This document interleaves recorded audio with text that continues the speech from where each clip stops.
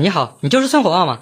对，我是一个商汤用品品牌的创始人。我的商汤用品店里有很多全球产品比如说奔桑呐，阿迪达斯啦，这个杜嘉班呐，还有一个表，然后我们都有这个联名产品可以说我在私人用品领域有着非常广泛的用户基础和口碑所以今天我郑重宣布我打算跟宝格丽我们一起推出一款联名商汤用品，家里使用的可以过来买。对。你不知道宝格丽干了啥吗？你还敢跟他合作呀？